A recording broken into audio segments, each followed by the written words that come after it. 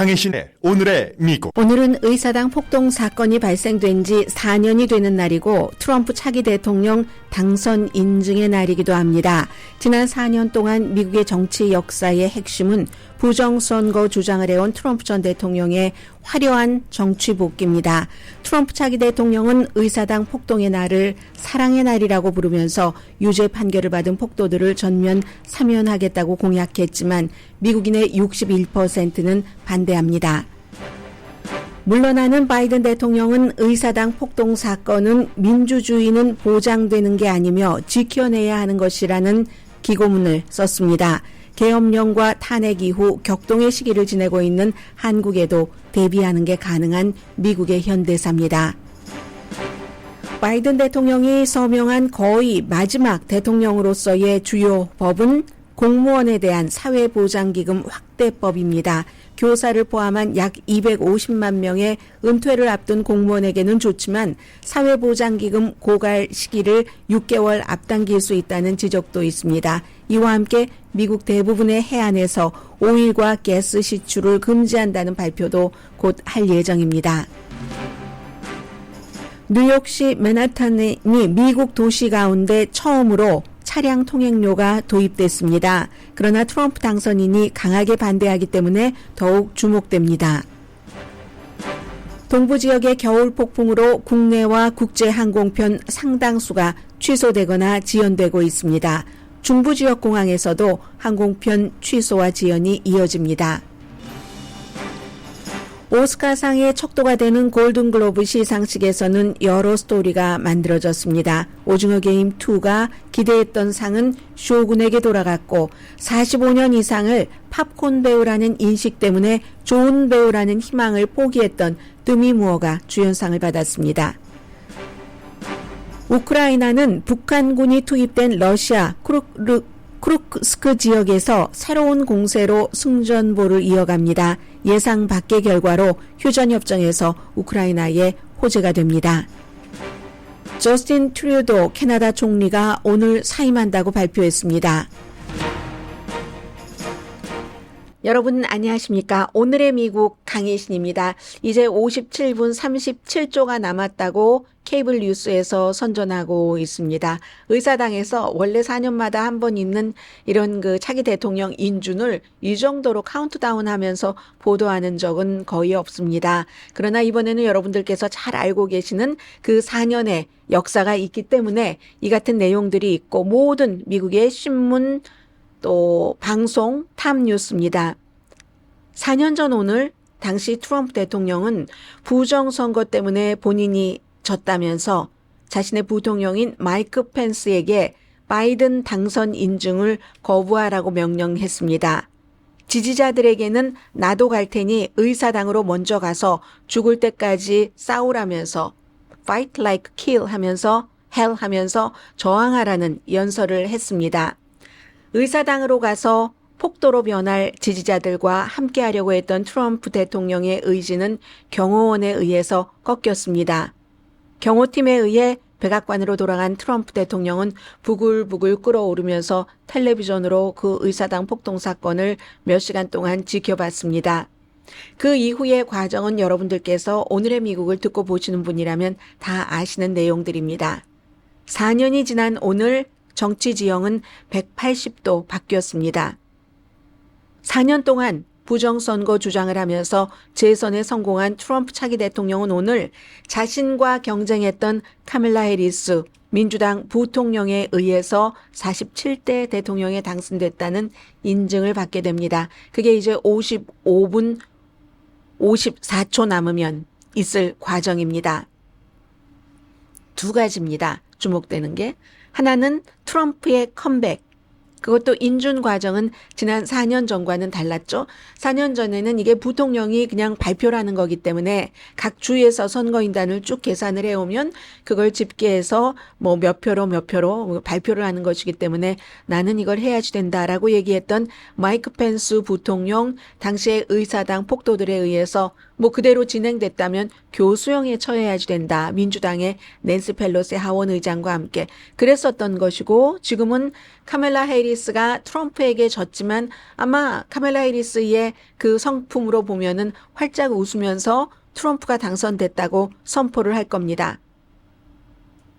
엘고 전 부통령도 뭐 500 몇십 표 차이로, 그것도 법원에 의해서 졌지만 다른 당인 조지 부시 대통령에게 당신이 당선됐습니다 하는 것을 부통령으로서 선언을 했습니다. 이 점이 하나고, 그러니까 적어도 미국의 부통령들은 당을 떠나서, 그리고 설령 본인이 그 후보로 나가서 상대에게 졌다 할지라도 아주 깔끔하게 차기 대통령은 나의 경쟁자였습니다. 아니면 마이크 펜스의 경우는 우리 공화당이 아닌, 트럼프가 아닌 내가 모시고 있었던 바이든이 당선됐습니다 하는 것을 해준 정도는 되는 겁니다.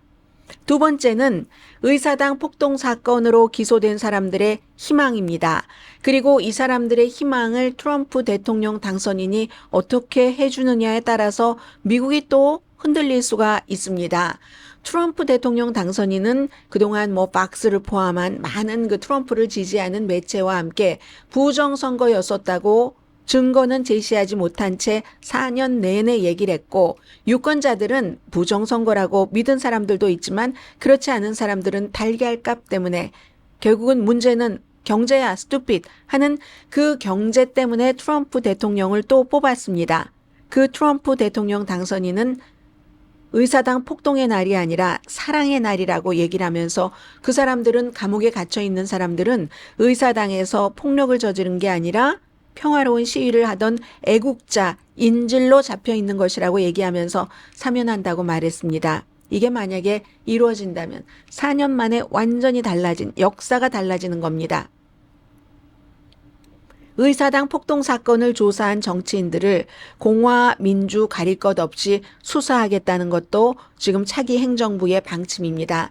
뿐만 아니라 지난 금요일에 오늘의 미국 방송 시간에는 확정되지 않았지만 나중에 결국 두 사람에게 트럼프 대통령 당선인이 골프를 치다가 이렇게 전화를 걸어서, 당신 말이야 나에게 투표하지 않았지? 뭐 이렇게 니키 헤일리에게 투표했지? 약간 뭔가 그 협박성의 얘기를 하면서 마이크 존슨에게 투표해 해서 결국은 2표를 더 받아서 가까스로 218표를 당선, 그 확보표를 확보를 해서 마이크 존슨이 트럼프의 도움으로 다시 하원 의장이 됐습니다. 이 하원 의장은 트럼프를 1월 6일 의사당 폭동 사건으로 인해서 조사를 했었던 의원들을 다 조사를 하는데 돈을 아끼지 않을 것이다. 모든 지원금을 대겠다. 이렇게 선언을 했습니다. 지금 이 사건을 쭉 보면서 한국을 생각하시는 분들이 많이 계셨을 겁니다. 한국에서도 부정선거 주장을 합니다. 윤석열 대통령이. 그리고 이게 지난 주말 사이에는 여론조사 결과 나온 거 보면은 윤석열 대통령이 계엄령 이전에도 받아보지 못하던 40%까지 나왔다 하는 그런 지지율을 받는 여론조사가 있습니다. 이 여론조사는 또 그 윤석열 대통령을 빨리 그 자리에서 내려오게 해야지 된다 하는 사람들은 선거 전문가든지 시사평론가든지 그 여론조사가 이상해. 뭐 40%까지 갈 리가 있겠어? 어떻게 묻느냐에 따라서 또 문제를 그 질문을 배열하는 순서에 따라서 질문의 내용에 따라서 40%까지 나오는 거지 그건 아니야 라고 얘기를 하지만 미국은 이미 지난 4년을 겪었기 때문에 윤석열 대통령에 대한 지지가 올라갈 수도 있는 거구나 하는 것을 미국에서는 먼저 오늘의 미국을 보고 계셨던 분들이라면 느끼실 겁니다. 트럼프 대통령 당선인도 부정선거를 주장을 해서 결국은 4년 뒤에 이렇게 당선이 됐고 그 의사당 폭동 사건은 사랑의 날로 역사에 완전히 반대로 쓰여질 수도 있는 그런 시점입니다. 지금 윤석열 대통령을 지지하시는 분들도 결국은 계엄할 만했어. 민주당이 대통령 발목을 잡고 일을 못하게 했잖아. 종북 세력이잖아. 부정선거니까 그 선거에서 당선된 민주당 의원들 과반수 이상은 부정선거로 된 거야. 그러니까 당연히 계엄으로 그걸 물리쳤어야지만 돼 하는 소리가 커지고 있습니다. 그리고 오히려 야당이 내란을 선동했다. 지금 트럼프 당선인이 하는 얘기와 똑같습니다. 민주당이 의사당 폭동 사건에 대해서 그걸 아름다운 날을 폭도라고 했다고 하면서 지금 수사를 하겠다고 하는 거고요. 한국에서는 윤석열 대통령을 지지하시는 분들이 야당이 내란을 일으켜서 대통령을 지금 잡아 가두려고 하고 있다고 얘기를 합니다. 미국은요, 엄청나게 실패했습니다. 누가 실패했습니까? 민주당과 중도파가 실패했습니다. 의사당 폭동 사건으로 어쨌든 그 이후에 숨진 사람도 있고 지금 그 중범 혐의로 기소된 사람도 엄청 많고요. 1,500명 이상이 기소가 됐고 그 가운데 600명 이상이 이미 유죄 판결을 받았습니다. 유죄 판결을 받은 사람 가운데는 자신의 그 군중 심리에 휩쓸려서 저지른 일을 후회하는 사람도 있지만 아니다. 나는 나라를 위해서 그 일을 했고 트럼프가 당선됨으로써 이제 미국은 다시 민주주의의 궤도로 들어갔다라고 생각하는 사람도 있습니다.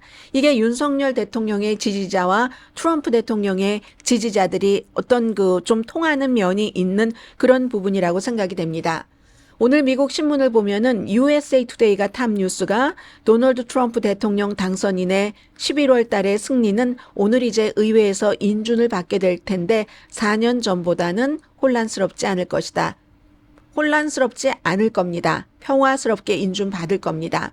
뉴욕타임스는 미국은 정말 지금 뭐 재난이다, 디제스터다라고 트럼프 대통령 당선인이 여러 가지로 얘기를 하고 있습니다. 경제도 재난, 뭐도 재난, 외교도 재난. 그러나 그런 주장과는 달리 꽤 좋은 상태로 새로운 국가를 이끌게 됐다는 것을 얘기를 하고 있고요. 워싱턴 포스트는 의사당 폭동 사건으로 기소된 사람들의 그리고 이미 감옥에 갇혀 있는 사람들의 희망을 말합니다.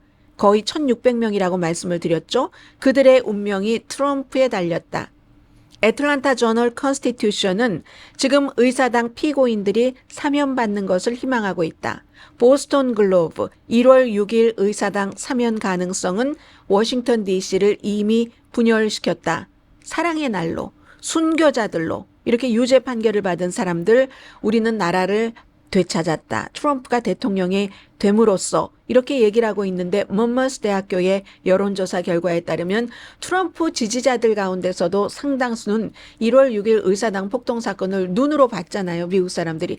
눈으로 봤는데 터커 칼슨 같은 사람은 또 팍스의 많은 진행자들이 4년 내내 평화로운 시위대라고 하거나 평화로운 관광객이라고 얘기를 했습니다. 저처럼 그날 오후까지 계속 다른 사람들이 진행하고 있는 프로그램, 동료들의 프로그램에 가서 이 브레이킹 뉴스를 전했던 저로서는 그게 평화의 날이다, 사랑의 날이다라고 말씀드릴 수가 없습니다. 지금 많은 매체들이 워싱턴 포스트, LA 타임스, USA 투데이, ABC 방송, MSNBC 모든 방송국들을 내서도 방송국의 진행자들도 사주로부터 압박을 받든지 본인의 입장이 그렇든지 트럼프 대통령 당선인 취임 며칠 남지 않은 이 시점에 트럼프 대통령 당선인에 대해서 나쁜 말 하는 것을 압박을 받거나 두려워서 하지 않는 사람들이 많을 겁니다. 그러나 1월 6일 4년 전 의사당 폭동 사건에 대해서 텔레비전을 보면서 보도했었던 저로서는 사랑의 날이라고 하는 것을 용납을 할 수가 없습니다. 그런데 제가 이 말씀을 한국과 연관시켜서 다시 한번 드릴 수 있는 것은 4년 전에 미국이 그 같은 폭동이 일어났었던 그 날을 지금 사랑의 날로 역사의 교과서에 다시 쓸지도 모릅니다. 한국도 마찬가지입니다. 계엄은 계엄입니다. 그 계엄을 그럴 수도 있었어.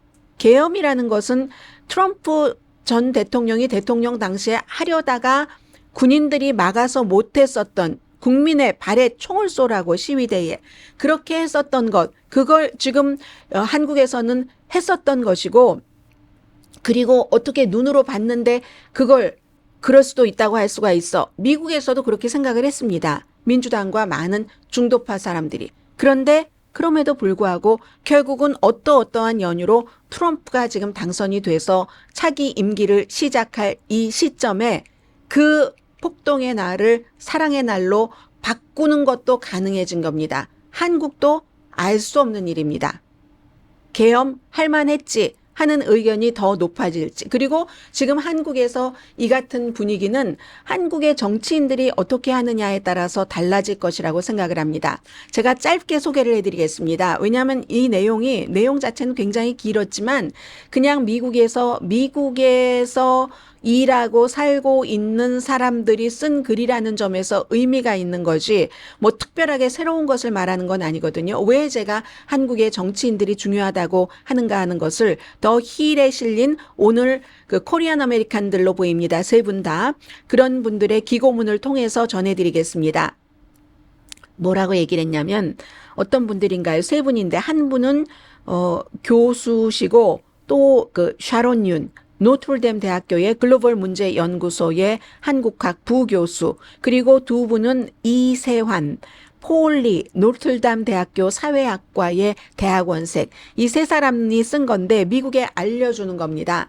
한국은 지금 이건 민주당 입장에서, 더불어민주당의 입장에서, 아니면 그 윤석열 대통령이 하루빨리 대통령 자리에서 내려와야지 된다는 시각을 가진 세 사람이 쓴 겁니다.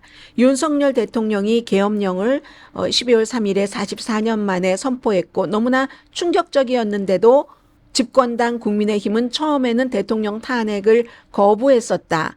이 보수 정치인들은 본인들의 책임보다 당에 대한 충성심을 우선시했고 그래서 첫 번째 탄핵 투표가 실패했다고 얘기를 합니다. 그리고 이제 이 윤석열 대통령의 무슨 여러 가지 그 장면들은 트럼프를 탄핵시키려던 시도를 연상시킨다라고 얘기를 했습니다. 그때도 공화당 의원들이 사적으로는 트럼프의 행동에 경악했지만 결국은 당에 대해서 트럼프를 버리는 것을 두려워했었다 하는 것을 윤석열 대통령의 지지자들, 그러니까 국민의힘의 정치인들의 똑같이 비유를 합니다. 그러나 첫 번째 탄핵이 실패한 뒤에 국민들이 너무나 분노를 해서 당보다 양심을 택하라고 호소를 하면서 학생들이 온라인과 게시판에, 그리고 시민단체들이 국민의힘 이거 정당성이 문제가 되는 여러 가지 조화도 보내고 당에 끊임없는 대중의 압력을 견디지 못하고 두 번째 탄핵에서는 어쨌든 국민의힘의 몇몇 의원들이 가담을 해서 탄핵이 됐다 하는 얘기를 합니다. 한국에서 이렇게 지속적인 그 집단적인 저항을 하는, 한국 사람들은 다 알고 있는 얘기를 미국 사람들에게 알려주는 겁니다.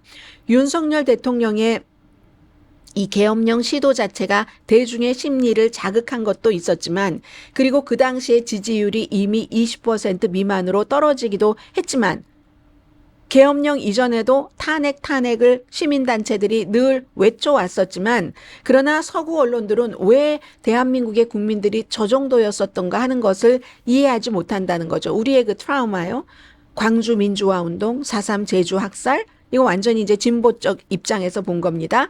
그리고 지난 세기 동안에 있었던 수많은 독재자로부터의 잔혹한 여러 가지 탄압 사건들, 이런 것들 때문에 이제 딱 그 국민들은 이걸 절대로 용납할 수 없다. 심지어 권위주의 통치가 다 끝난 뒤에 태어난 세대들조차 택시 드라이버라는 송강호 씨 나오는 영화였었죠.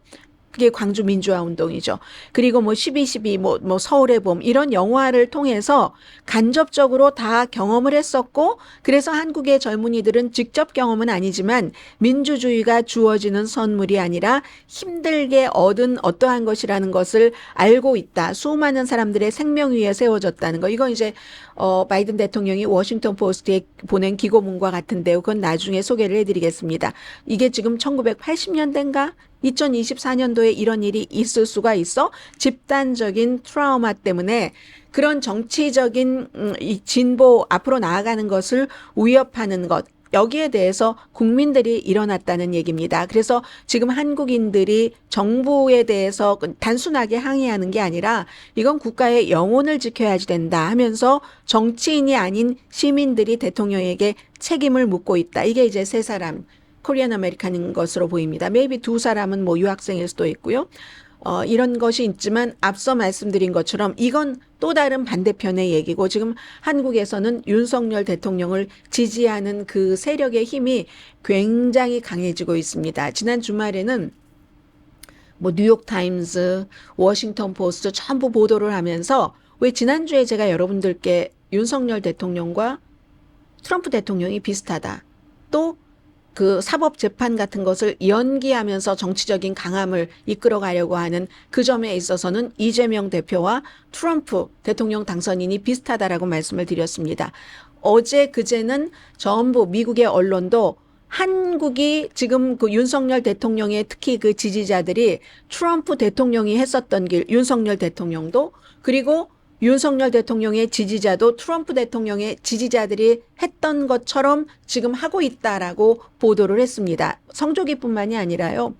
무슨 뭐 부정선거 하지 말아라 하는 뭐 Stop the Steal 이런 그 영어로 쓴 피켓을 들고 윤석열 대통령 지지자들이 시위하면서 트럼프 대통령이 취임을 하고 나서 윤석열 대통령을 도와주지 않을까 엄청나게 기대하고 있다는 보도도 나왔고 그리고 버지니아의 기에 쓰여 있는 그런 독재자의 말로는 처참하다 하는 이런 것을 이제 광주시와 이 버지니아주의 글렌 영킨 그 인기 있는 주지사가 거기를 방문하고 나서 길을 보냈대요. 그 길을 광주시장이 광주시청에 딱 나부끼는 이건 이제 윤석열 대통령에 반대하는 거죠. 모두 한국에 지금 윤석열 대통령이 내려와야지 된다. 윤석열이 뭘 잘못했어? 더불어민주당이 그런 토양을 만들어냈잖아 하는 양측의 시위대들이 전부 미국의 어떠한 상징물 같은 것도 가져다 쓰고 트럼프 대통령과 트럼프 대통령의 지지자들이 했던 길을 따라가고 있다 하는 것도 나옵니다. 한국도 지금 어떻게 될지 모르겠고요.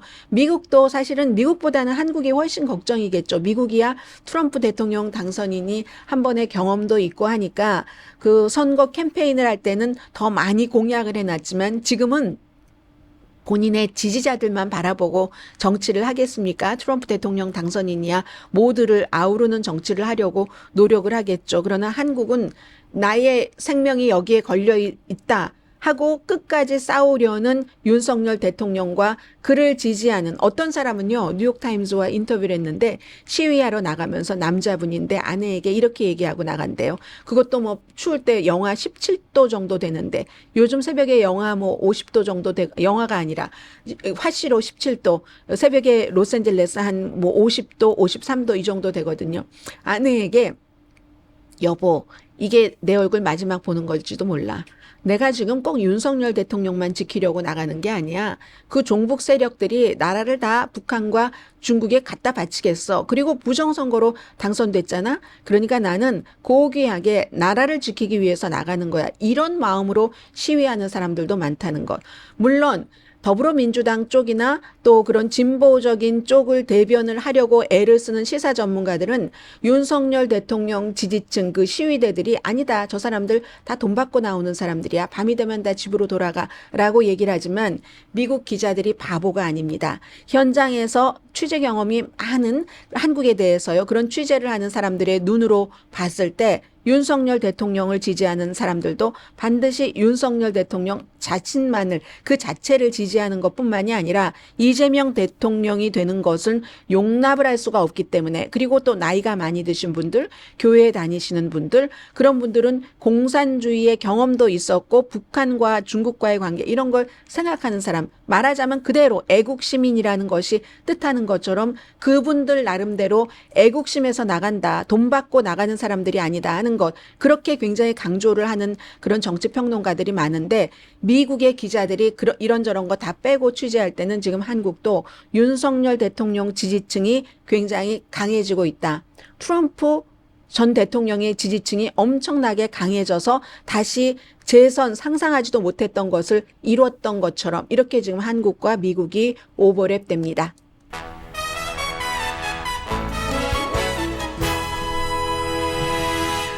잠시 뒤에 또 뭐 오늘의 미국에서 뭐 골든글로브 이런 거 그다지 중요하게 말씀드리지는 않지만 그렇지만 항상 큰 이벤트에는 스토리가 있죠. 그 스토리 때문에 또 전해드리게 되네요. 잠시 뒤에 뵙겠습니다.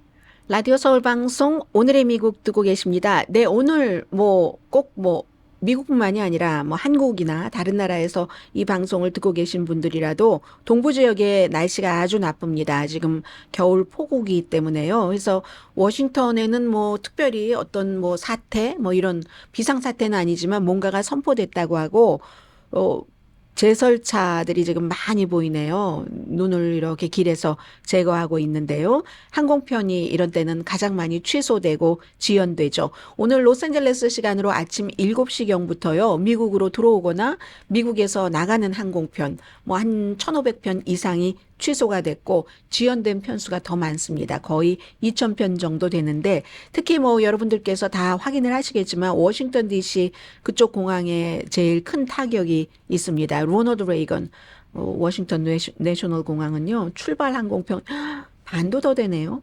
60편, 239편이 취소가 됐고 볼티모어 워싱턴 그 국제 더굿 그 마셜 공항이죠.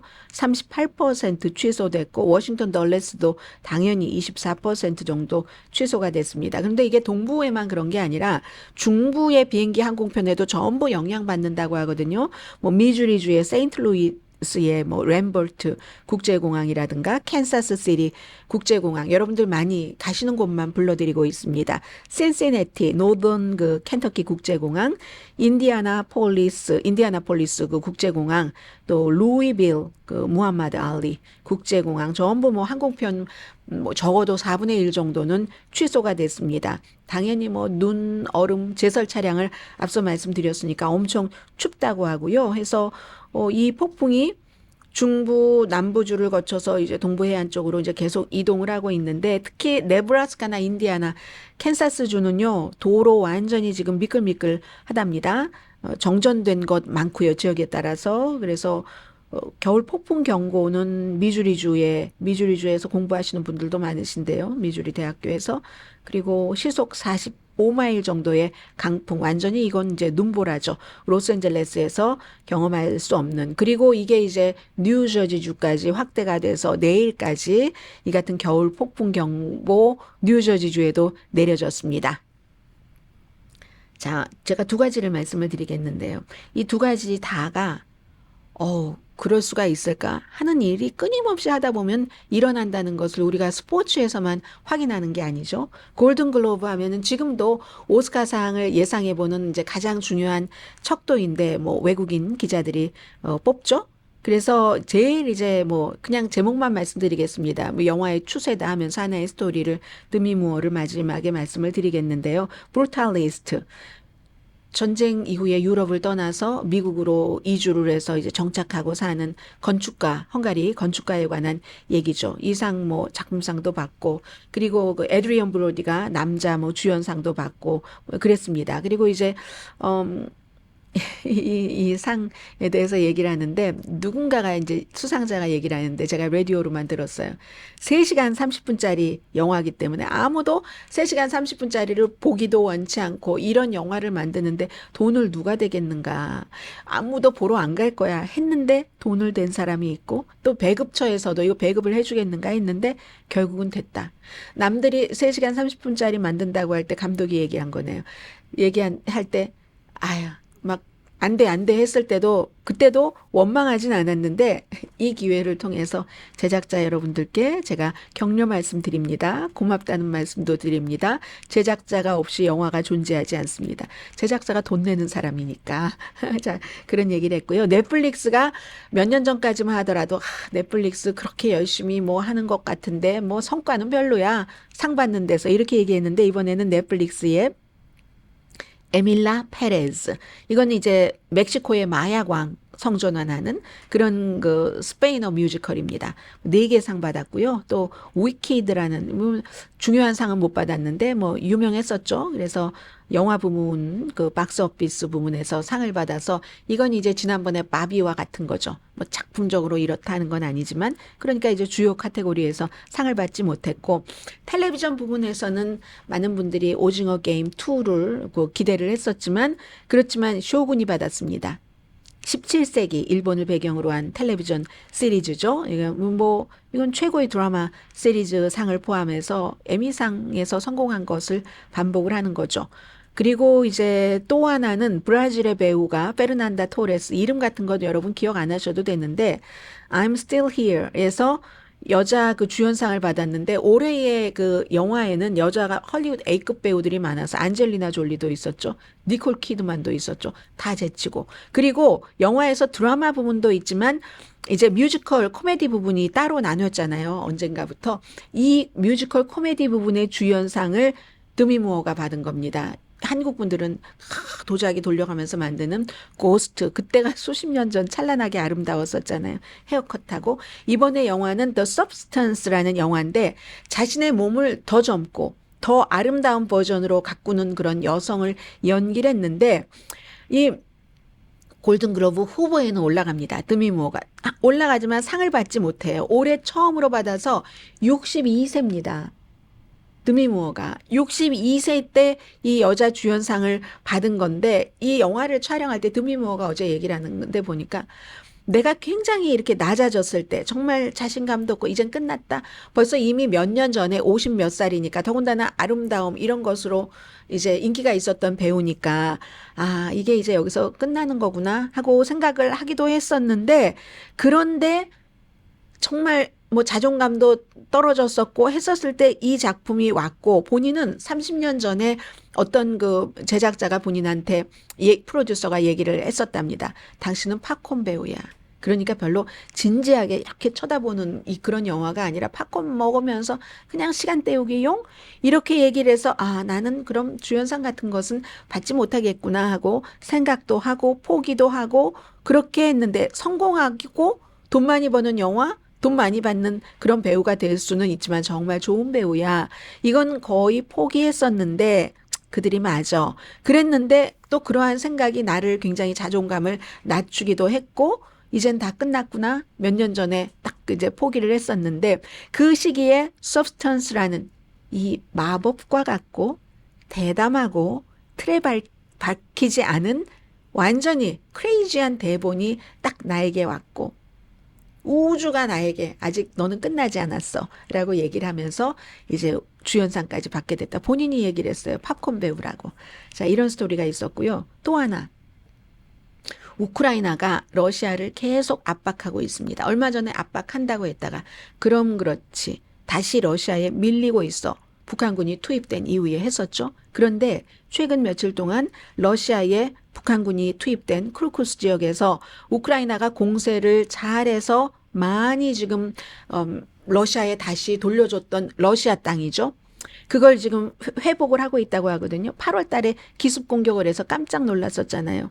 러시아 이 서부 지역에 약 한 500 스퀘어 마일, 500 평방 마일을 점령했다가 러시아와 북한 군대가 다시 점령한 것에 뭐 40%에서 50% 가져간다는데 요즘 다시 이걸 이제 가지고 온다는 얘기입니다. 그래서 이건 모스크바군에게는 굉장히 그 압박이 되는 거고요. 러시아 영토 일부를 다른 나라 서방 세계에서도 우크라이나가 또 가져올 수 있겠어? 북한군까지 투입됐는데 이렇게 했는데 지금 가져오고 있다는 거죠. 이건 협상력을 높일 수 있는 겁니다. 포기하지 않고 끝까지 할 수 있는 데까지 끝까지 그 하는 것. 우크라이나의 그 작전에 대해서 회의적인 시각을 갖고 있었던 미국 사람들도 저 우크라이나가 정말 끈기가 있네? 이렇게 다시 평가를 한다는 얘기를 하고요. 또 러시아군이 이건 뭐 한국 사람으로서 참 여러 가지 마음이 이런 때 겹칩니다.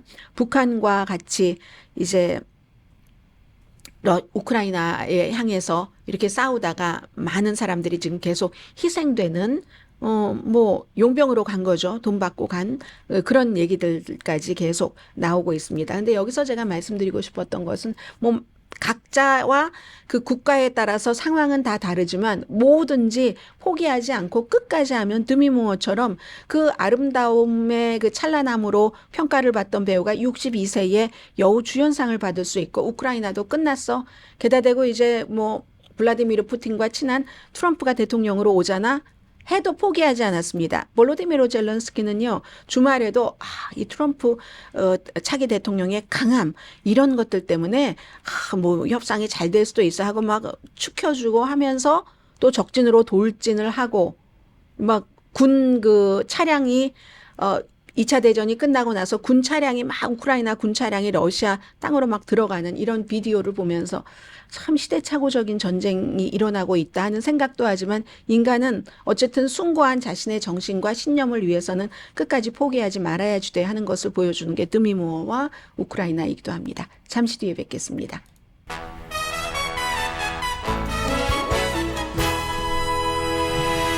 라디오 서울 방송 오늘의 미국 듣고 계십니다.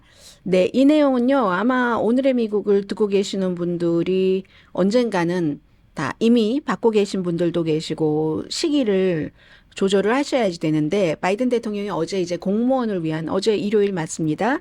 사회보장법안에 서명을 해서 법이 됐습니다. 사회보장 공정법, 소셜 시큐리티 이건 그 페어니스 액트라고 해서요. 여기에서 일단 이것이 지금까지는 뭔가 이제 그 공무원 그리고 이제 뭐 공무원의 배우자에 대한 이 그 소셜 시큐리티에 대해서 제안을 했었던 두 가지를 폐지함으로 인해서 어쨌든 이분들이 평균 한 달에 $360를 더 받게 된다는 거거든요. 한 해당되는 분들은 250만 명 되고 선생님 있고요. 공립학교 선생님이죠. 소방관, 경찰관, 우체국 직원, 기타 다른 공무원들입니다. 그래서 바이든 대통령이 여기에 서명하면서 한 얘기는 아니 평생을 열심히 일해서 그렇게 그 가족들 다 돌본 미국 사람들이 경제적으로 안정되고 좀 존엄성을 가지고 은퇴할 수 있어야지 된다. 이건 이제 내가 자라난 오디너리 조잖아요. 중산층 가정 여러분들 아주에게 전부 의미가 있는 일입니다. 이렇게 얘기를 했거든요. 이거 당연히 의회에서 통과된 법이기는 해요. 상원에서 76대 20, 하원에서 327대 75로 통과가 됐는데 20년 만에 처음으로 이렇게 소셜 시큐리티 혜택을 확대한 그런 게 됐습니다. 그래서 이게요, 왜 중요하냐면 이렇게 일단 250만 명의 공무원들에게 한 달에 뭐 $260, $360 정도를 더 많이 주면 그분들에게 엄청 좋아지는데 요즘 너무나 많이 듣고 있잖아요. 소셜 시큐리티 기금이 2035년이 되면 고갈된다. 그러면 이렇게 시행을 할 경우에는 6개월 그게 빨라진답니다. 2034년인 게 6개월이 더 빨라지게 되는 거고요. 그리고 이제 그 수혜자들이 한 7,250만 명 정도 있죠. 또 여기서만 끝나는 게 아니에요. 이게요. 예를 들어서 2035년부터 사회보장기금이 full benefit을 못 받는다는 얘기 지금 많이 나오잖아요. 뭔가 고치지 않으면 2034년이 아니라 2035년이요. 근데 이제 바이든 대통령이 이 같은 법안에 서명을 해서 법으로 시행되면 그게 6개월 더 빨라진다는 2034년 6월경이 된다는 얘기고 트럼프 시대엔 더 할 수도 있습니다. 트럼프 대통령 당선인이 이 소셜 세큐리티에 대해서 연방 세금을 폐지한다고 했죠. 그러면 앞으로 10년 동안 지금 2025년이니까 약 9,500억 달러의 수입이 줄어든답니다. 그리고 또 팁에 대한 세금도 폐지한다고 했죠. 그럼 역시 여기도 9천억 달러 정도가 줄어들고 또 관세와 이민 제한 이런 것으로 인한 여러 가지 연방정부 수입이 줄어드는 것 이런 것들을 또 다 합치면 오히려 이제 3년 정도 그런 것들이 3년, 4년 정도, 3년 내지 4년 정도가 빨라진답니다. 풀 베네핏을 못 주게 되는 게. 그럼 그게 2031년 정도 된다는 얘기죠. 2031년이면 몇 년 남지 않았습니다. 지금 이제 60 몇 세죠? 65세부터 받는 건가요? 62세부터 받는 건가요? 그래서 받아서 65세가 의료죠? 그리고 62세인가요? 그래서 모르겠어요. 아무튼 여러분께서 그건 더 잘 아실 것 같고 그렇게 해서 하다가 뭐 67세네요. 67세가 되고 그리고 70세가 되면 풀리 받고 하는 거잖아요. 이자 뭐 복리까지 쳐서 받는다 이렇게 생각하시는데 잘못하다간 손해 볼 수도 있다. 뭐 이런 뉴스는 여러분들께서 좀 아셔야지 될 것 같아서 말씀을 드렸고요. 그리고 뉴욕 맨하탄에 어제 그 아주 바쁜 시간에 차들이 드나들고 할 때 통행료를 받아서 하루에 일단 $9로 책정을 했는데 이거 한다 하지 않는다 한다 하지 않는다 하다 결국은 했습니다. 인구 밀집도가 높은 도시에서 교통 정체를 줄인다. 이게 목적이었는데 또 반대하는 사람들은 중간층 뭐 이거 부담이 돼 뭐 이런 등등해서 어쨌든 하기로 해서 했습니다. 어제는 큰 문제는 없었는데 어제야 주말이었으니까 이건 주중에 테스트를 해봐야지 이 프로그램에 대해서 효과가 있을 것인가. 그래서 그렇게 벌어지는 돈은 기간 산업에 쓰겠다 한 건데 이것도 또 중요한 게 트럼프 대통령 당선인이 엄청나게 싫어합니다. 본인이 이거 없애버린다고 공약을 했거든요. 대통령이 어떻게 없애버릴지는 모르겠습니다만은 뉴욕시 맨하탄의 일이지만 뉴욕의 주지사는 여기에 영향력을 미칠 수 있는 힘이 있었습니다. 그래서 이제 그 호컬 주지사가 뭐 한다고 그랬다가 안 한다고 그랬다가 한다고 그랬다가 이렇게 해서 한 거잖아요. 해서 트럼프 대통령 당선인이 여성의 역사상 최악의 계획이다. 케이시 호컬이 여자 주지사니까 그렇게 얘기를 했고 트럼프 대통령 당선인도 반대하는 거 똑같습니다. 이거 말이야 중간층 사람들 너무 부담을 주고 결국은 사람들이 뉴욕에 방문하지 않을 거야. 경쟁 도시들보다 뉴욕이 불리할 것이고 기업은 도시를 떠날 것이고 이건 안 돼 이렇게 얘기를 하는데 첫 주에 내가 이걸 끝내버리겠어 하는데 어떻게 끝내버릴지는 모르겠어요. 근데 기본적으로는 트럼프 타워가 이 통행료를 부과하는 맨하탄 60가 그 아래라고 하죠. 통행료를 이제 부과하는 그런 그 지역에 있다는 것 말씀을 드립니다. 아무튼 대체적으로 지지하는 사람들은 런던이라든가 스톡홀름 같은 데도 이 같은 통행료를 부과했을 때 처음에는 인기가 없지만 나중에는 사람들이 좋아한다 이런 얘기를 하고 있는데 이것도 이제 알 수 없는 일이 된다 하는 것 말씀드리고요.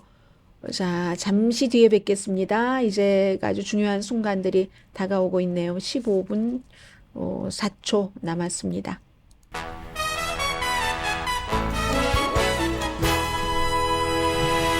라디오 서울 방송 오늘의 미국 듣고 계십니다. 옆 동네에 그 총리라고 해서 오늘 아침에 딱 그 생중계를 해주던데요. 캐나다의 총리가 오늘 사임한다고 총리직 저스틴 트루도가 사임한다고 발표했습니다. 캐나다도 올해 선거가 있는데 선거에서 뭐 이길 것 같다는 확신도 없고 그리고 본인의 당 그 리버럴 그 파리죠. 자유당이 요즘 인기가 많이 없잖아요. 캐나다에서도 그 보수당이 인기가 있고 인기가 없어서 총리도 이제 사임을 하는데 그 새로운 총리가 선출될 때까지만 일한다. 어젯밤에 뭐 아이들과 뭐 밥 먹으면서 확실하게 이제 결정을 했다. 이런 얘기도 했고, 그리고 다음 선거에서 나를 거부하는 사람들도 있으니까 진정한 선택을 그 캐나다 국민들이 할 자격이 있고 내부에서 이런 갈등을 겪어야지 된다면 내가 계속 이런 자리를 지키고 있는 것이 최선의 선택이 될 수 없다는 게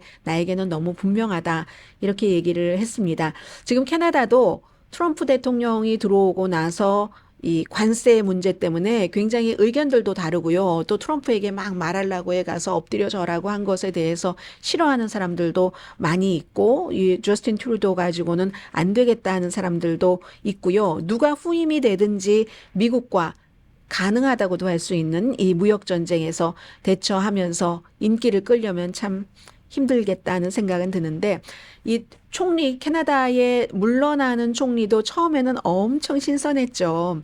43살이었는데 그때까지만 하더라도 지금 한 9년 정도를 자유당을 이끌고 있고 캐나다에서 뭐 총리 4번 하는 것이 뭐 쉬운 일은 아니지만 어쨌든 이렇게 오랫동안 2015년부터 총리를 했는데 그때는 43살 때 9년 전 2015년에는 아주 이민 정책도 개방적으로 했고요. 부자들에 대해서는 세금을 올린다고 했고 기후변화에 대응 이런 것들이 굉장히 인기가 있었습니다. 젊은 사람이 나와서 그렇게 얘기를 하니까 물론 뭐 아버지가 정치를 했었던 사람이긴 하지만 그래서 새로운 정치를 하겠다고 약속을 했는데 뭐 스캔들이 있고 등등 또 전체적으로 세계 추세도 뭐 이민에 대해서 여러 가지가 바뀌고 하면서 인기가 없었죠. 무엇보다도 생활비가 캐나다에서도 최근에 올라가서 이제 53살이 돼서 9년 동안 총리직 한 거 저 스스로 사임합니다. 11년 동안 이 리버럴 파티 자유당의 대표를 지냈네요. 아무튼 이런 일이 있었고요. 그래서 참 캐나다 차기 총리도 힘들겠구나. 캐나다 상품에 뭐 들어오는 날 설령 첫날 25% 관세를 하기는 하겠어요. 그건 안 하겠죠. 어쨌든 심각한 도전인 것 분명합니다. 그리고는 이제 그 바이든 대통령이 워싱턴 포스트에 쓴 기고문을 말씀을 드리면서 오늘 시간을 매듭을 지어야지 될 것 같은데요. 이제 9분 30초 있으면 트럼프에게 진 카멜라 해리스가 트럼프가 차기 대통령입니다 하는 것을 선포하는 미국의 아주 중요한 대통령, 차기 대통령 인증식이 의회에서 있게 됩니다. 바이든 대통령이 1월 6일은 민주주의가 결코 보장되지 않는다는 것을 상기시키는 날입니다. 4년 전에 의사당 폭동 사건이 있었기 때문에 이런 기고문을 썼습니다.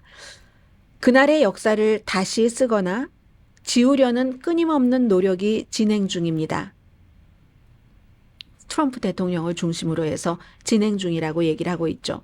그래서 그 1월 6일 의사당 폭동 사건을 단순하게 그냥 통제를 조금 벗어난 그런 그 시위다 이렇게 설명하거나 일종의 어떤 그 당파적인 사람에 대한 집착으로 생긴 그 해프닝이다 이렇게 그냥 해두려는 노력은 그날의 일을 제대로 반영하지 않습니다. 역사는 제대로 반영을 해야지 된다는 거예요. 폭력적인 폭도들이 의사당을 공격을 했고 선출된 공직자들의 생명을 위협을 했고 용감한 법 집행관들을 폭행했습니다. 우리는 우리의 민주주의가 그 공격을 견뎌냈다는 것은 자랑스러워야 됩니다. 그런데 올해 그런 그 부끄러운 공격을 세계 다른 나라들이 다 봤잖아요. 그때 엄청 창피했죠, 미국이. 그걸 다시 보게 되지 않는 것은 기뻐해야지 될 겁니다. 해리스 부통령이 당연히 그 상대의 승리를 인증하는 절차를 훌륭하게 주재할 것이기 때문에 그렇죠. 그러나 우리는 잊어서는 안 됩니다. 과거를 잊는 국가는 그것을 반복할 운명이라는 격언, 그 격언의 지혜를 기억해야지 됩니다. 앞에 왜 그 미국의 부교수와 그 대학원생들이 쓴 것과 마찬가지네요. 한국의 그 시민들이 시위대들이 그 과거와 같은 것 겪지 않겠다면서 시위한다는 이런 것이요. 4년 전에 일어났던 일을 반복을 받아들일 수 없습니다. 그래서 민주주의가 시험받고 승리한 날로 기억하고 미국에서조차도 민주주의는 결코 보장되지 않는다는 것을 기억하는 날이어야지만 됩니다. 4년 전에 일어난 일의 진실이 시간이 지나면서 다른 것으로 바뀌어서는 안 됩니다. 그날의 영상과 증언, 역사책에 쓰여진 내용, 그리고 우리 아이들에게 전하는 진실을 통해서 뭔가 배우는 미국인이 돼야지 됩니다. 이렇게 바이든 대통령은 워싱턴 포스트에 보낸 기고문에서 말했고요. 오늘부터 미국은 이제 공식적으로 1월 달이 시작되는 것 같습니다. 새로운 대통령도 완전히 인증이 되고 취임식은 안 했지만 내일부터는 트럼프 대통령이라고 불러도 되잖아요. 새로운 2025년 행복하세요. 강혜신이었습니다.